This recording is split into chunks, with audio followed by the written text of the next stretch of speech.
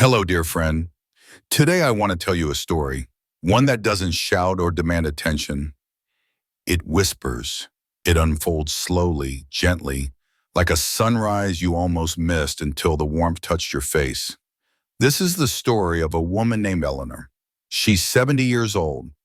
She lives in a small, quiet town by the sea, and she says, with more conviction than most people twice as young, that she is stronger now than she has ever been.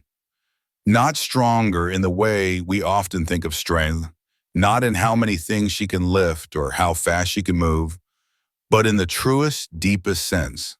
Strong in spirit, strong in knowing who she is, strong in grace, in peace, in knowing what to hold on to and what to let go.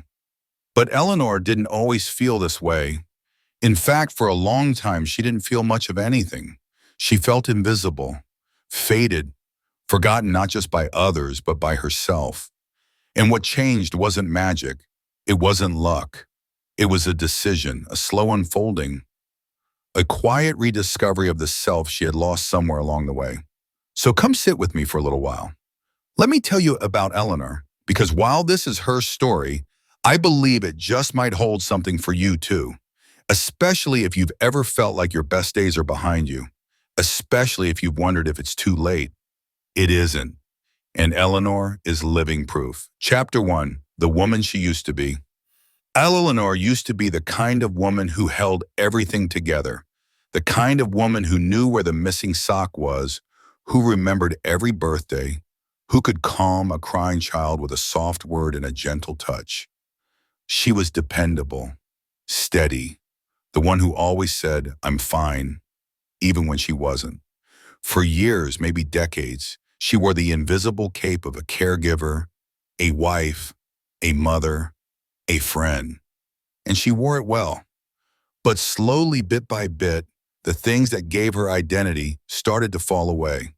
Her children grew up, as they should. They moved into homes of their own. They stopped needing her in the ways they once did. No more late-night phone calls asking for advice. No more school lunches to pack or rides to sports practice. They had their own lives now, and while she was proud, so proud, there was also a silence that settled into her home and her heart. Her marriage had been unraveling quietly for years. It wasn't explosive. There were no dramatic fights, no betrayal, just a slow fading. Conversations that once ran long into the night became brief, logistical exchanges. Eye contact became rare, affection even rarer, and eventually there was nothing left but distance and polite coexistence. When it ended, it didn't feel like a relief. It felt like grief, a soft, private kind of grieving for something that had already died a long time ago. After the divorce, Eleanor moved into a smaller home. She kept the essentials, her books, her teacups, her memories, but left behind a house filled with echoes. Her days were quiet, too quiet sometimes. She'd walk from room to room with no one calling her name. She could go hours without speaking out loud. She filled the silence with background noise, music, television, the hum of the dishwasher, but none of it could cover up the emptiness she felt inside.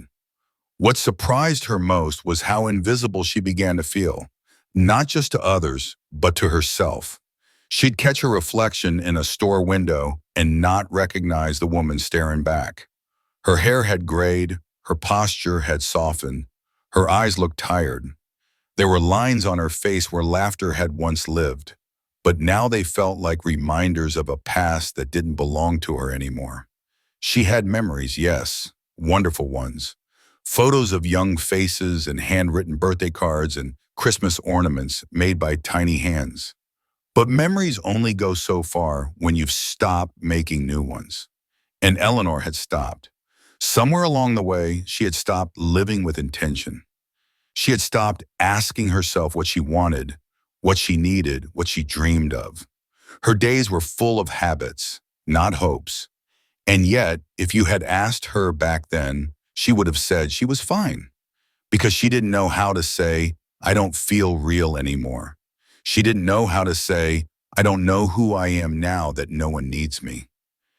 She didn't know how to say, I'm afraid I've already lived the most meaningful parts of my life. So she carried on, polite, presentable, quietly aching, quietly shrinking. That was the woman Eleanor used to be. And yet, somewhere deep inside, even in her quietest moments, something was still there. A small ember, not a flame, not yet, but something that hadn't died, something that still believed in possibility. She just didn't know how to reach it. Chapter 2, The Turning Point. It wasn't a big moment that changed Eleanor's life. There wasn't some great awakening or lightning strike. It was a series of small things that finally added up. A quiet birthday that even she forgot about until her daughter called. A favorite book she used to love collecting dust on the shelf. An empty calendar. An ache in her chest that didn't feel medical. It felt emotional.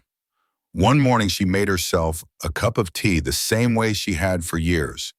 But this time she sat at her kitchen table and didn't reach for her phone or the newspaper. She just sat. And for the first time in a long time, she heard the silence. And in that silence, she heard something even quieter. Herself, a whisper, a longing, a truth that had been buried under years of routine and self-sacrifice. And that truth said, this can't be it. There has to be more than this.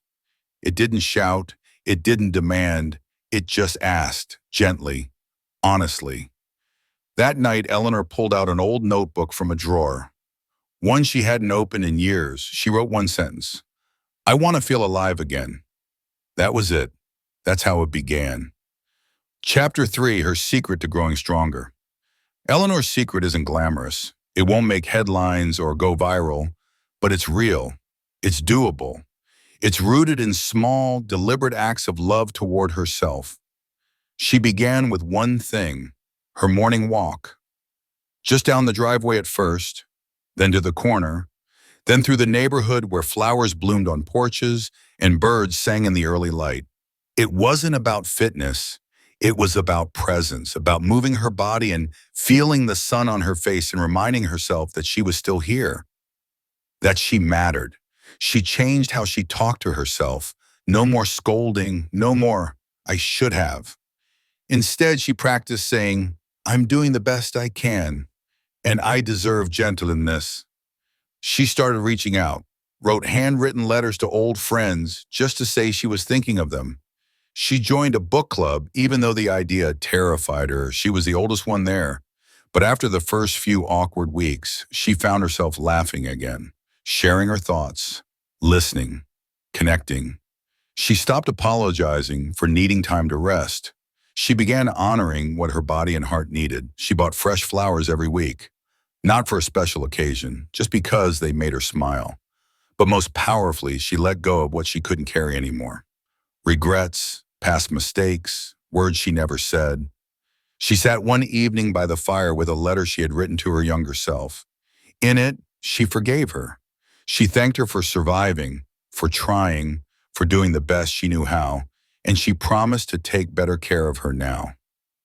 That moment was sacred. A line was drawn, and from that place of forgiveness, Eleanor found freedom. Chapter 4, Life Today. Now, at 70, Eleanor is not the same woman she once was. She's softer, slower in the best way, more deliberate, but she's also brighter, lighter, more whole.